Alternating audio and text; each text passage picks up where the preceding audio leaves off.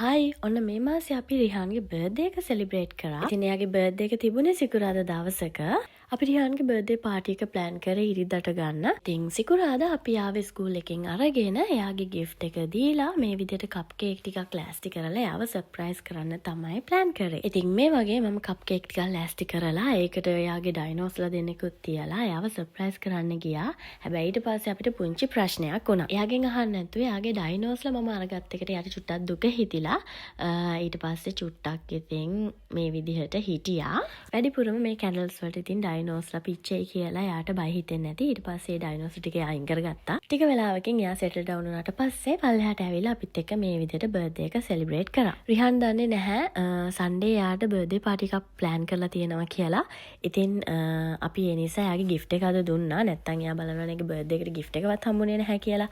ඉතින් ඒ නිසා තමයි අපි මේ විදිහට පුංචියට ෆ්‍රයිඩේ බර්ත්ඩේ එක ප්ලෑන් කරේ.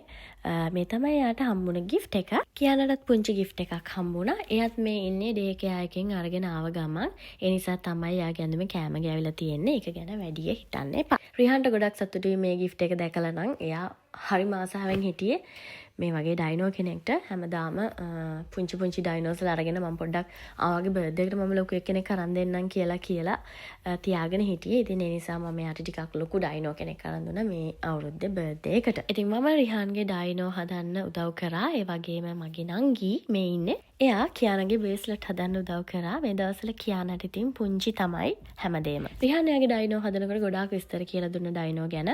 එයාගේ නම මොකක්ද? එයා කන්නේ මොනවද? මේ විස්තර හැම දෙයක්ම කිව්වා. රිහාන්ට ඩයිනෝලා කියන්නේ වෙනම ලෝකයක්. එයාගේ ලොකු කලෙක්ෂන් එකක් තියෙනවා ඩයිනෝස්ලා. එයාට ඇත්තටම වෙන සෙල්ලම් බඩු එකතු කරන ලොකු කැමැත්තක් නැහැ. අවුරුදු 3 ඉඳලා එක දිගටම ඩයිනෝස්ලා තමයි එකතු කරගත්තේ. ඉතින් අද එයා මේකත් එක ගොඩක් සතුටු වුණා. ඉතින් මටත් ගොඩක් සතුටුයි. එයා කැමතිම දෙයක් එයාට අරන් දීලා එයාත් එක්ක එයාගේ බර්ත්ඩේ එක දවසේ මේ විදිහට ගත කරන්න පුළුවන් වුණ එක ගැන. ඉතින් කියානාගේ මේ ඩමි එක අයින් කරන්න ඕනේ. මෙයා මේ කොහෙන් හරි තිබිලා මේක හොයාගෙන දැන් චුට්ටක් එක අයින් කරගන්න බැරුව අපි ඉන්නේ.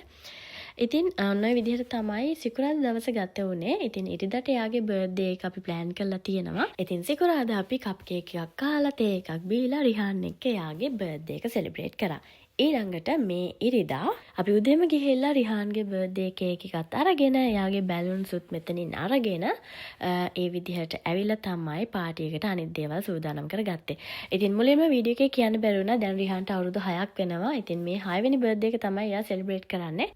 ඉතින් කේක් එකත් අරගෙන ඊළඟට අපි ග්‍රෝසරීස් උත් අරගෙන ගෙදර ඇවිල්ලා කෑම කන්න පටන් ගත්ත මුලින්ම අපි කාලා ඊළඟට වැඩ පටන් ගන්න ඕනේ. ඉතින් අපි දෙන්න මුලින්ම මේ විදිහට කෑම කාලා පාටි එකේ අනිත් වැඩ පටන් ගත්තා. මුලින්ම මම මේ ගුඩි බෑග්ස් හැදුවා. ඊළඟට පුංචියට කරලා ඉවර කරන්න පුළුවන් හැමදේම මුලින්ම ඉවර කරගත්තා. රිහාන්ගේ පාටි එකට එන්නේ යාගේ ස්කූල් එකේ යාළුවෝ. ඉතින් එයාලට ගැලපෙන විදිහ පුංචි කෑම ටිකක් තමයි මට අද හදන්න තියෙන්නේ. ඒ නිසාම ඉතින් මට ගොඩාක් ලොකුවට කෑම හදන්න නැහැ. පුංචි කෑම හදලා එයාලත් එක්ක බර්ත්ඩේ එක සෙලිබ්‍රේට් කරනවා. ඉතින් ගොඩක් අය නැහැ. එයාගේ කැමතිම යාළුවෝ 6 දෙනෙක් වගේ තමයි අද බර්ත්ඩේ පාටි එකට එන්නේ.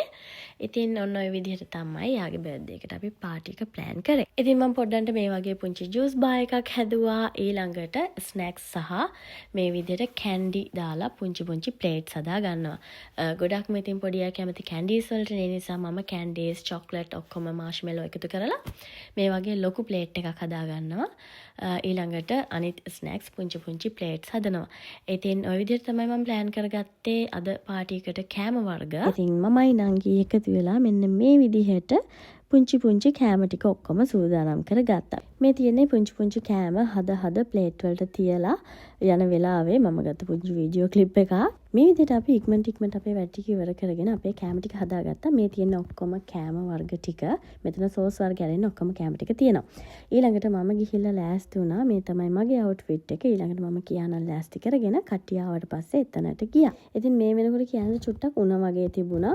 මේ තියෙන රිහාන්ගේ කේක් එක. මෙතන ඩයිනෝස්ලා දෙන්නයි හිටියේ කේක් එක මම අරගෙන එද්දි ඊට පස්සේ එයා තමයි එයාගේ ඩයිනෝස්ලා ගෙනල්ලා මෙතනින් තිබ්බේ. ඉතින් රිහාන් එයාගේ බර්ත්ඩේ පාටි එක දවසේ ගොඩක් එන්ජොයි කරා. මොකද එයාත් දැනගත්තේ එදා එයාගේ යාළුවෝ එයාගේ පාටි එකට එනවා කියලා. ඉතින් එදා රිහාන් එළියට ගිහින් හිටියේ. රිහාන් ගෙදර එනකොට 2 වගේ වුණා.